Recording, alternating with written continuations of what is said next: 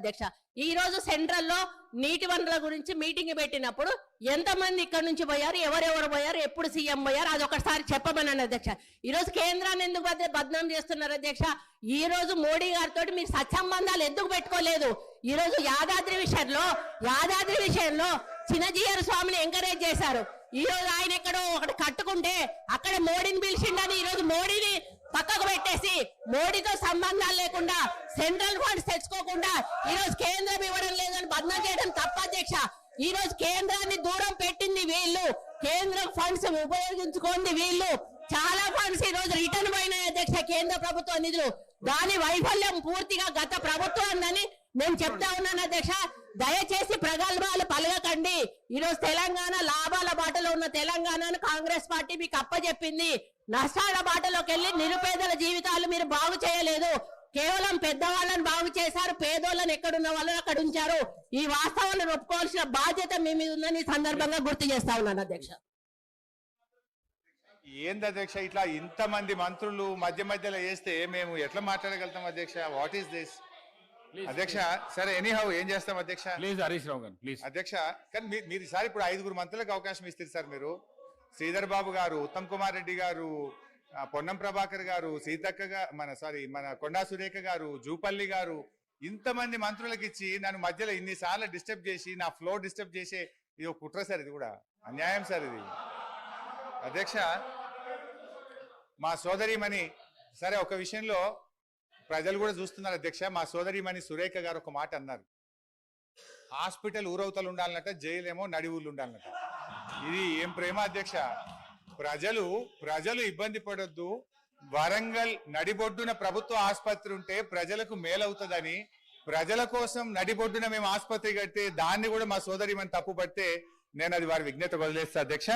ఇకపోతే వైద్యం కూడా నిర్లక్ష్యమైందని సోదరిమణి చెప్పారు అధ్యక్ష. బయట ఉంటే ఆరోగ్యకరంగా ఉంటారు పేషెంట్స్. పురాతనమైన జైలు భవనాన్ని పడగొట్టాల్సిన అవసరం ఏమొచ్చింది? ఎందుకు పడగొట్టాల్సి వచ్చింది? ఈ రోజు చెట్టుకొక్కరు పుట్టకొక్కరు అయిన అధ్యక్ష. వాళ్ళ భార్యలకు వాళ్ళు ఎక్కడున్నారో కూడా తెలియనటువంటి పరిస్థితి ఉన్నది. హరీష్ రావు గారు సార్ ఏం సార్ ఇది? వారు మాట్లాడితే నేను సమాధానం చెప్పాలి కదా అధ్యక్ష. ముగించండి. ఎట్లా ముగించాలి సార్? మీరు 8 మంది 1/2 డజన్ మంది మంత్రులకు మధ్యలో ఇంటరప్ట్ చేస్తే నేను ఎట్లా మాట్లాడాలి సార్? అధ్యక్ష మా సోదరిమణి వైద్యం నిర్లక్ష్యమైందన్నారు. ఆనాడు కాంగ్రెస్ ప్రభుత్వ హయాములో నేను రాను బిడ్డో సర్కారు దవాఖానకనే పాటలు వస్తే మా హయాములో పోదాం పద బిడ్డ సర్కారు దవాఖానకనంత గొప్పగా ప్రభుత్వ ఆసుపత్రులు చేశాం.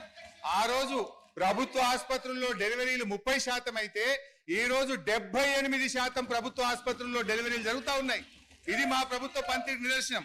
సో నేను మాటకు చెప్పగలుగుతాను కానీ I don't want to deviate. అధ్యక్ష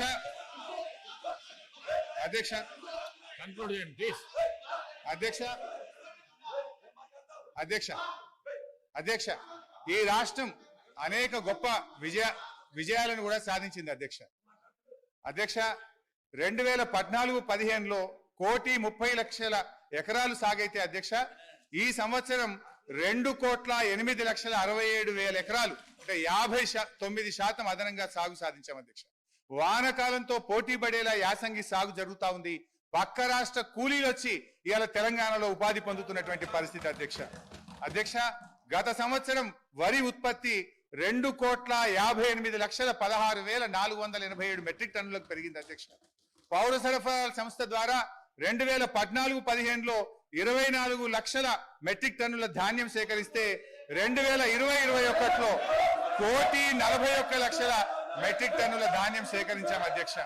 2014-15లో 3,392 కోట్ల విలువైన ధాన్యం మాత్రమే కొనుగోలు చేస్తే ఇప్పుడు అదే సంస్థ గత సంవత్సరం 27,037 కోట్ల విలువైనటువంటి ధాన్యాన్ని కొన్నది అధ్యక్ష. అంటే 483% వడ్ల కొనుగోలులో వృద్ధి సాధించిన అధ్యక్ష.